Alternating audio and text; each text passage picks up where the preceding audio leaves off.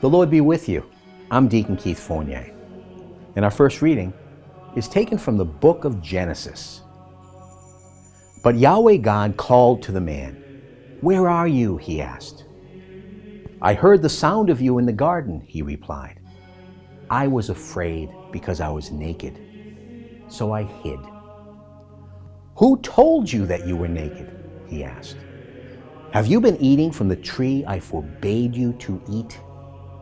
The man replied, "It was the woman you put with me. She gave me some fruit from the tree, and I ate it." Then Yahweh God said to the woman, "Why did you do that?" And the woman replied, "The snake tempted me, and I ate." And then Yahweh God said to the snake, "Because you have done this, accursed be you of all the animals, wild and tame. On your belly you will go, and on dust you will feed, as long as you live.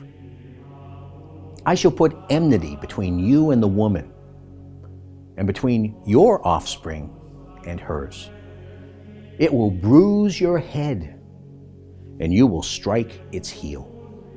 And to the woman he said, "I shall give you intense pain in childbearing. You will give birth to your children in pain. Your yearning will be for your husband, and he will dominate you."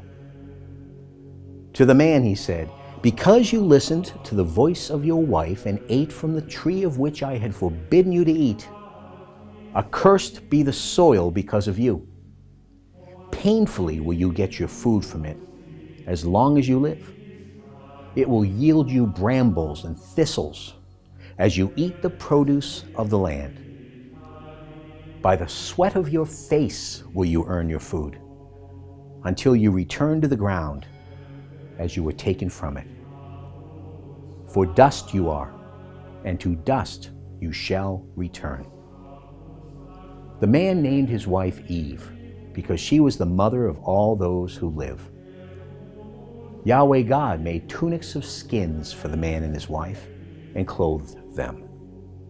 And then Yahweh God said, "Now that the man has become like one of us in knowing good from evil, he must not be allowed to reach out his hand and pick from the tree of life too, and eat and live forever." So Yahweh God expelled him from the Garden of Eden to till the soil from which he had been taken. He banished the man, and in front of the Garden of Eden he posted the great winged creatures and the fiery flashing sword to guard the way to the tree of life. And our response is taken from Psalm 90. Before the mountains were born, before the earth and the world came to birth, from eternity to eternity, you are God. You bring human beings to the dust by saying, "Return, children of Adam." 1,000 years are to you like a yesterday which has passed, like a watch of the night. You flood them with sleep. In the morning, they will be like growing grass. In the morning, it is blossoming and growing. By evening, it is withered and dry. Teach us to count up the days that are ours, and we shall come to the heart of wisdom. Come back, Yahweh.